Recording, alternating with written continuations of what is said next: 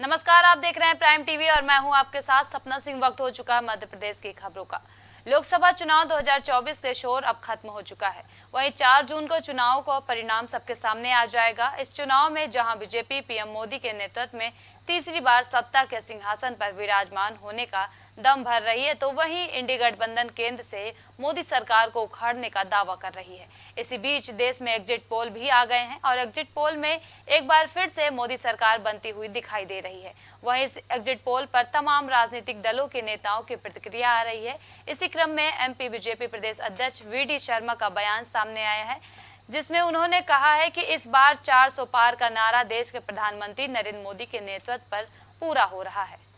जो देश के सामने आए हैं, मैं ऐसा मानता हूं कि जब 4 तारीख को परिणाम आएंगे तो एग्जिट पोल से भी ज्यादा ये साकार रूप दिखाई देगा और इस बार 400 पार का नारा देश के अंदर माननीय प्रधानमंत्री मोदी जी के नेतृत्व में पूरा हो रहा है। और ये जो आंकड़े ये कहते हैं और दिखाई देता है कि ये प्रधानमंत्री नरेंद्र मोदी जी को तीसरी बार भारत का प्रधानमंत्री बनाने के लिए जनता ने आशीर्वाद दिया है और भारतीय जनता पार्टी के कार्यकर्ताओं की अथक मेहनत और परिश्रम, विकास और गरीब कल्याण को जनता ने आशीर्वाद दिया है प्रधानमंत्री मोदी जी के नेतृत्व में। इसलिए मैं तो ये कहता हूं कि प्रधानमंत्री जी को लोकसभा चुनाव के नतीजे से पहले हर तरफ एग्जिट पोल के आंकड़ों की चर्चा है। 4 जून को लोकसभा चुनाव के परिणाम से पहले वोटर के आंकड़ों के मुताबिक एक बार फिर मध्य प्रदेश में बीजेपी का दबदबा कायम होता हुआ दिखाई दे रहा है।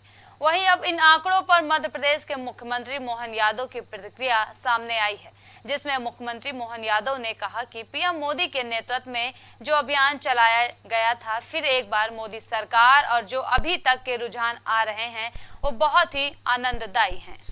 मध्य प्रदेश और पूरे देश को बधाई देना चाहता हूं, खासकर आभार भी मानता हूं यशस्वी प्रधानमंत्री के नेतृत्व में जैसा कि हमारा अभियान चला था फिर एक बार मोदी सरकार, और जो अभी तक के रुझान आ रहे हैं वो रुझान अपने आप में अत्यंत आनंददायी भी हैं और वैसे तो पूर्व प्रतीक्षित है।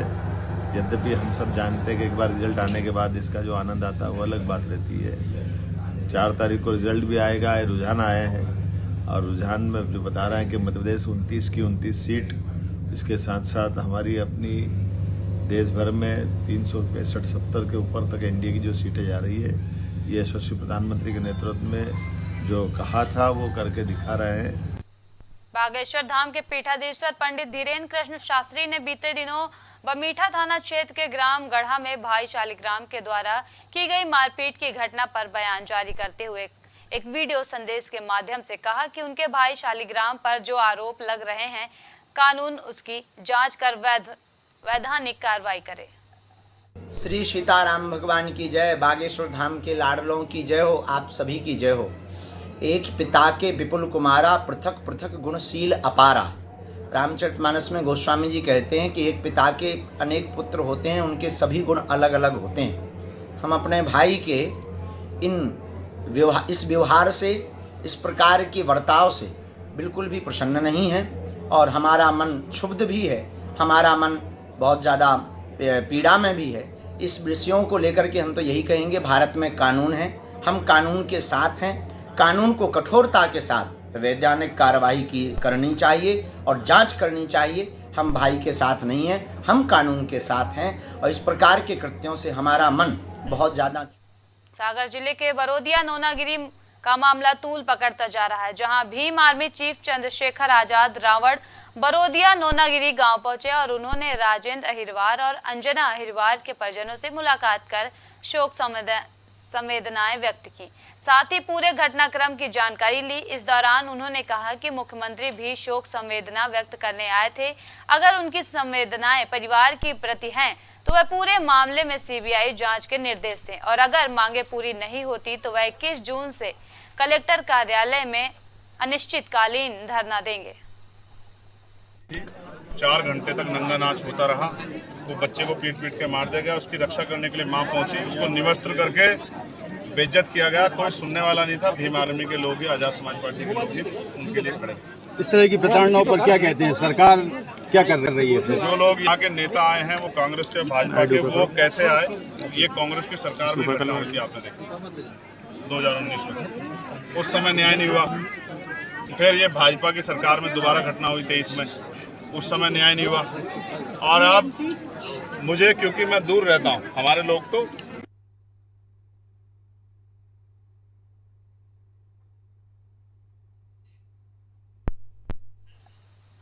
बुरहानपुर शहर के बस स्टैंड पर कंपोजिट देशी विदेशी शराब दुकान संचालित नाबालिग बच्चों को खुलेआम शराब बेच रहा है, जबकि 18 साल से कम उम्र के नाबालिगों को शराब बेचने पर प्रतिबंध है और शराब दुकानों पर इसका बोर्ड भी लगाने का नियम है, लेकिन दुकान पर इस तरह के बोर्ड नहीं लगाए गए हैं। वहीं इस मामले में एसडीएम पल्लवी पौराणिक ने जांच कर जिले भर के शराब दुकानों पर 18 साल से कम उम्र के नाबालिगों को शराब बेचने पर प्रतिबंध लगाने का बोर्ड लगाने की हिदायत देने की बात कही है। साथ ही इस मामले में जांच के बाद कार्रवाई का भी आश्वासन दिया है।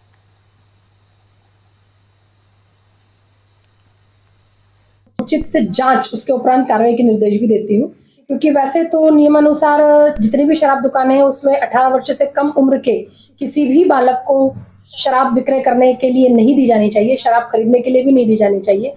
लेकिन फिर भी आपके द्वारा जो वीडियो दिखाया गया उसमें तो दिख रहा है कि बच्चा शराब ले जाते हुए पाया गया है। तो एक बार वो उसकी पूरी जांच कर ले और फिर उसके बाद अगर सहज दृश्य बोर्ड नहीं लगे हैं तो ये भी निर्देशित किया जाएगा कि प्रत्येक शराब दुकान पर ऐसे बोर्ड लगाए जाए कि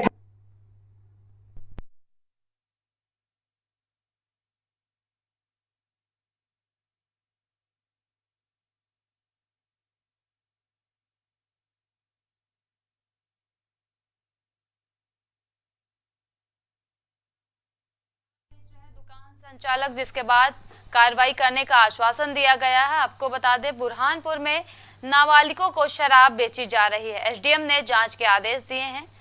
वहीं इस मामले में एसडीएम पल्लवी पौराणिक ने जांच कर जिले भर के शराब दुकानों पर 18 साल से कम उम्र के नाबालिगों को शराब बेचने पर प्रतिबंध लगाने का बोर्ड लगाने की हिदायत देने के बाद साथ ही इस मामले में जांच के बाद कार्रवाई का आश्वासन दिया।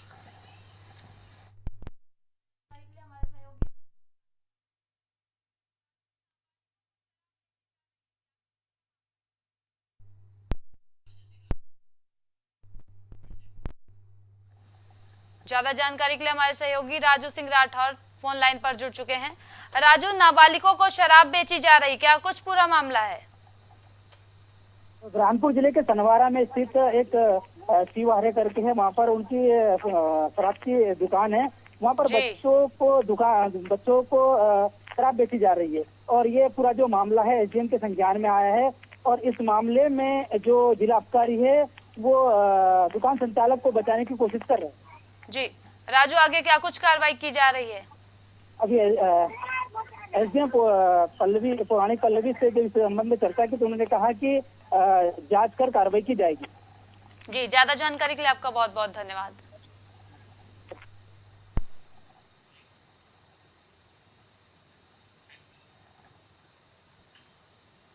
छतरपुर के राजनगर क्षेत्र में पिछले साल की तरह इस साल भी टीम अर्जुन पाल और पाल समाज के द्वारा विशाल बाइक रैली का आयोजन किया गया है, जो बागेश्वर धाम गंजकूटी तिराहा से लेकर मंतगेश्वर महादेव मंदिर खजुराहो पहुंची और रैली का जगह जगह स्वागत किया गया।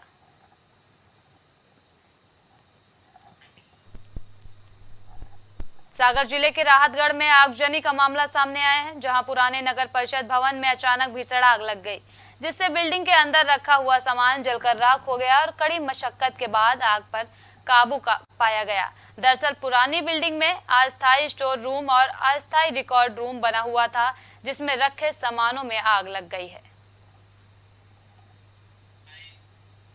ये पंचायत भवन के कार्यकाल की बिल्डिंग थी, उसमें आगजनी की घटना हुई तो हम लोग के द्वारा तुरंत ही उसे फायर ब्रिगेड को बुलाते हुए काबू पाने की कोशिश की गई, परंतु तब तक कुछ दस्तावेज वहाँ पे जो रखा हुआ था पुराने कार्यकाल का और कुछ सामग्री रखी हुई थी तो वो नष्ट हो चुकी है। क्योंकि गर्मी भी काफ़ी ज़्यादा थी और अभी तक कारण का आइडेंटिफाई नहीं हुआ कि किस कारण से वहाँ पे आग लगी है। नुकसान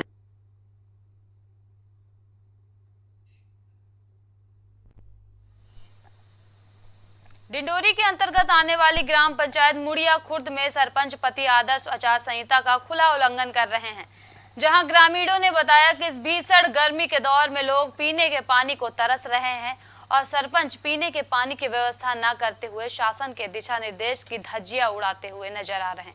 पंच परमेश्वर की राशि से पुलिया निर्माण का कार्य कराया जा रहा है, जबकि लोगों की मांग थी कि पीने के पानी की व्यवस्था कराई जाए।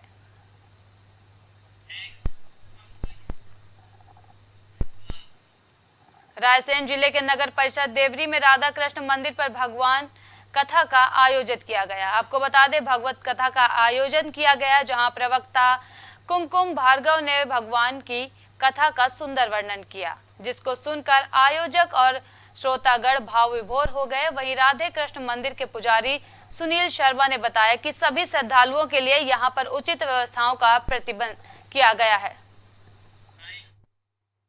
उनके माध्यम से ये श्रीमद् भागवत कथा का यज्ञ, भागवत यज्ञ हो रहा है, ज्ञान यज्ञ। इसमें नगर के निवासी सभी सम्मिलित हो जाते हैं और भगवान की अनूठी कृपा है। हम इन दिनों भगवान की सन्निधि में बने रहते हैं। अनेक अनेक उत्सव होते रहते हैं।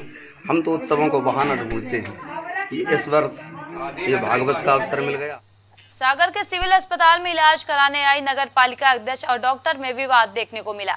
बताया जा रहा है कि इलाज कराने आई नगर पालिका अध्यक्ष लता सकवार और ड्यूटी पर मौजूद डॉक्टर अभिषेक में मामूली बात पर विवाद हो गया और विवाद इतना बढ़ गया कि रात में कई पार्षद धरने पर बैठ गए।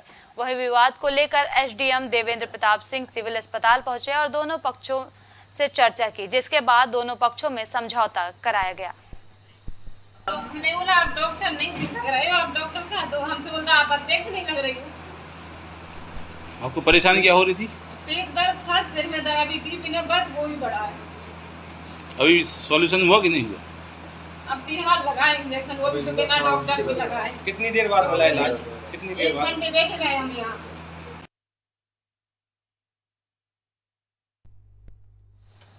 सागर जिले में अवैध जुआ और सट्टा के खिलाफ चलाए जा रहे अभियान के दौरान एसपी अभिषेक तिवारी ने टीम के साथ चौकी शाहपुर के ग्राम वासुखेड़ा में खेत में चल रहे जुआ फंड पर संयुक्त रूप से घेराबंदी कर दबिश देकर 12 जुआरियों को 10 मोटरसाइकिल और 1 कार के साथ नकदी बरामद की है।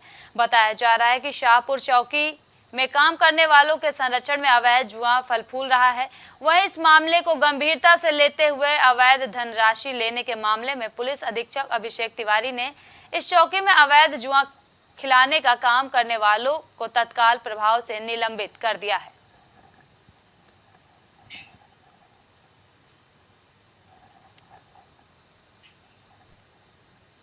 बुरहानपुर जिले के धुलकोट असीर मार्ग पर चलती कार में अचानक आग लग गई और घटना के बाद मार्ग के दोनों ओर वाहनों की लंबी कतार देखने को मिली।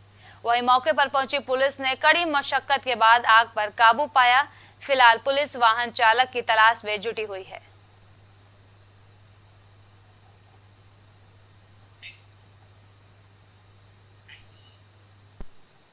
बुरहानपुर में धुलकोट क्षेत्र में तेंदुए ने 3 ग्रामीणों पर जानलेवा हमला किया है, जिससे लोगों में दहशत का माहौल बना हुआ है और लोगों ने गांव से भागते हुए तेंदुए को कैमरे में कैद कर लिया है और तेंदुआ गांव के सूखे कुएं में गिर गया, जिसके बाद वन विभाग का अमला मौके पर पहुंचा और घायलों को जिला अस्पताल में भर्ती कराया गया है। मध्य प्रदेश की खबरों में अभी के लिए इतना ही। देश और दुनिया की तमाम बड़ी खबरों के लिए देखते रहिए प्राइम टीवी। कुछ भाव पुष्प। आप देख रहे हैं प्राइम टीवी, सच साहस सरोकार। गोयल सुपर स्पेशलिटी हॉस्पिटल आपके लिए लेकर आया है world class heart care facilities, जहां होता है हार्ट समेत सभी बीमारियों का बेहतर इलाज। संपर्क करें अयोध्या रोड, चिन्हट, लखनऊ। मां सरस्वती शिक्षण संस्थान मदुरी, राजकीय मान्यता प्राप्त विद्यालय, जहां होता है भविष्य निर्माण।